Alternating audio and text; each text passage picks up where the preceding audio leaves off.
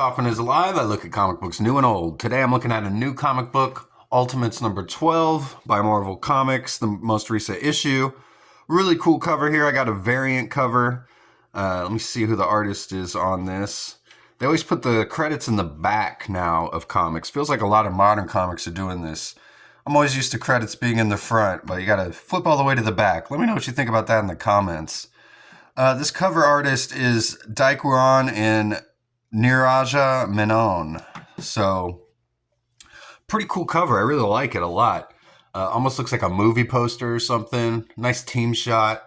Not a scene of anything that's actually happening in the book, but we get a great shot of the team here. Almost maybe like a video game cover or something from Marvel vs. Capcom or something is what this reminds me of. Really cool though. Here's the A cover. They always put the interior covers. They always put the A cover on the interiors, which is cool for the Ultimate line. I do appreciate that.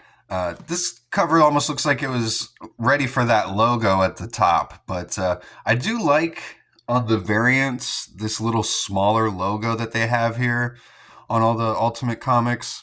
I think that looks really clean, looks really good. Kind of wish they would almost do that instead of the big giant white borders that they put on most of the Ultimate comics. So, and we got Tony Stark here, who's in stasis. He's trying to recover after being basically beaten half to death by the Incredible Hulk.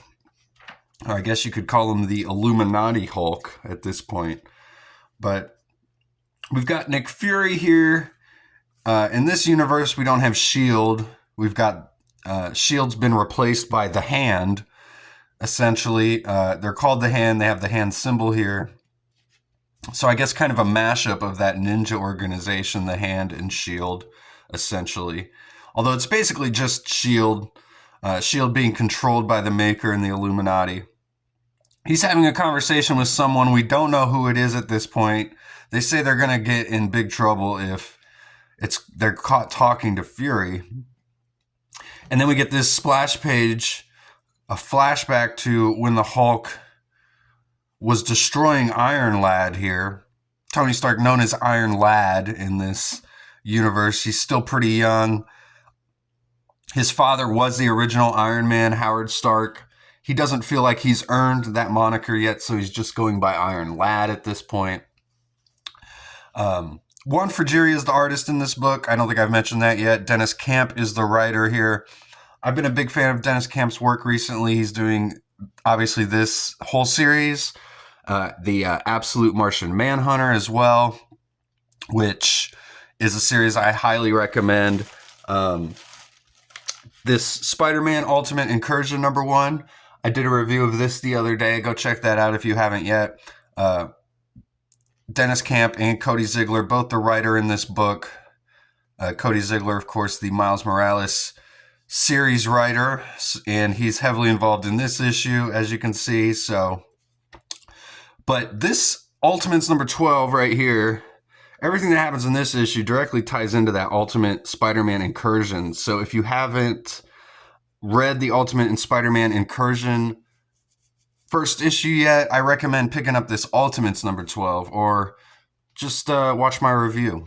So we've got the Ultimates here. They're kind of getting in an argument, and basically this entire issue is just, other than the flashbacks to the previous battle, this is just kind of an argument / conversation between all the Ultimates here.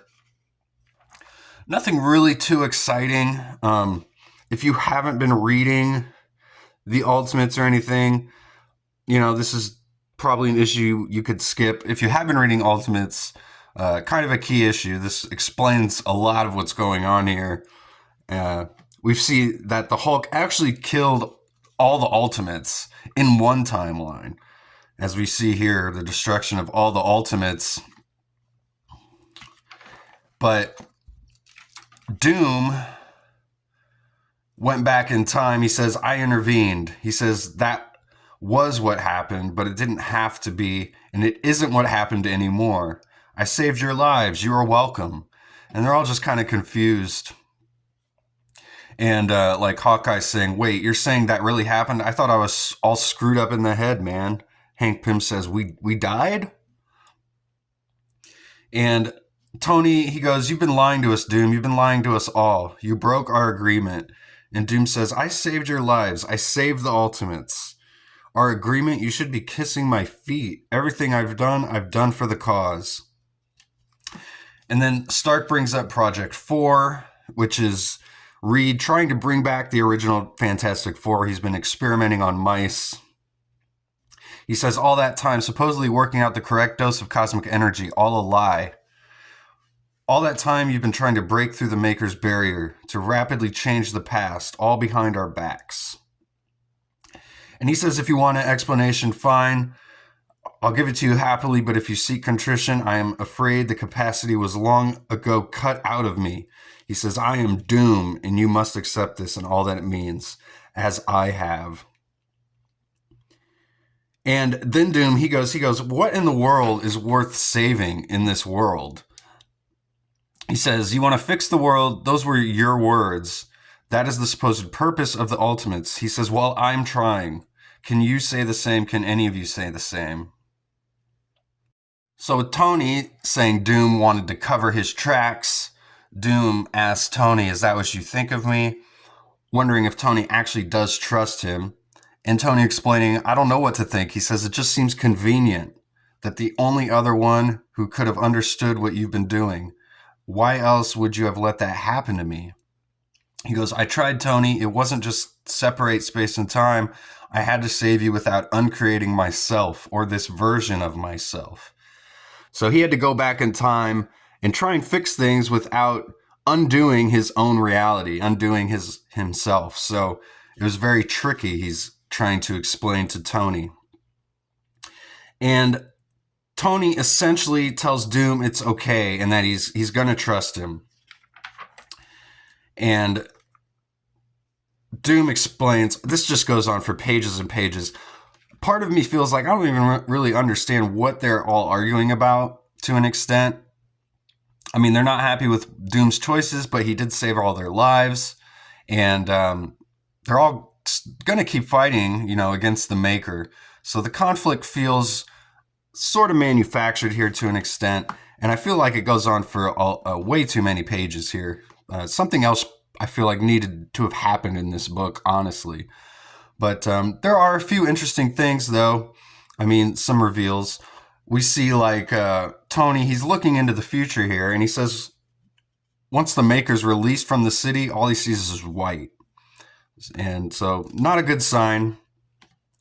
Hawkeye says, that's ominous. And Doom is explaining, this is why he lied, because basically they're running out of time. They have to figure out how to fix the world before the Maker returns. So Captain America agrees. He's saying they need to speed up this process. He's saying they should have listened to Luke Cage and America Chavez. They need more outreach. They need to give people something to fight for. So Tony decides, fine, we'll dissolve Ultimates 2.0. We'll start the Ultimates 3.0. He says, let's make sure this next one's better. So admitting to their mistakes, and they're just going to try one more time here. And he says, so who wants to go first? And then we see this big reveal at the end of who was talking to the evil clone Nick Fury that works for the Hand and the Illuminati here. And we find out that it's Janet Van Dyne, the Wasp.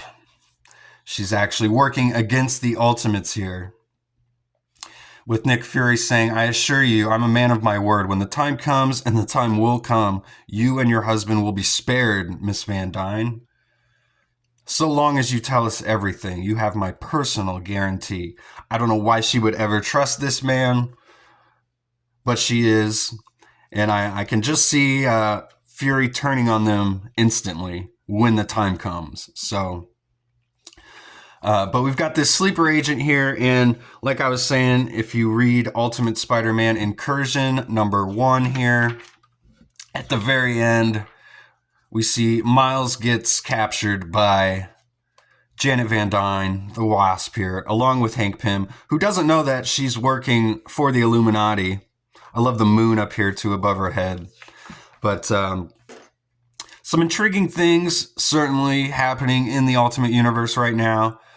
But not a key issue or anything, I feel like. Just a lot of talking in this issue between all of the Ultimates. And we do get the big reveal at the end, so that makes this kind of an important issue. And those are my thoughts on this. So let me know what you guys think. Have you read this? Are you reading Ultimates or any of the Ultimate comic books? Let me know what you think in the comments. And please subscribe to my channel if you haven't yet. I do post comic book reviews. I try to post every single day. So please like, subscribe, turn notifications on so you know when I post those daily videos. Thanks again for watching. I'll see you guys on the next one. Go read comics.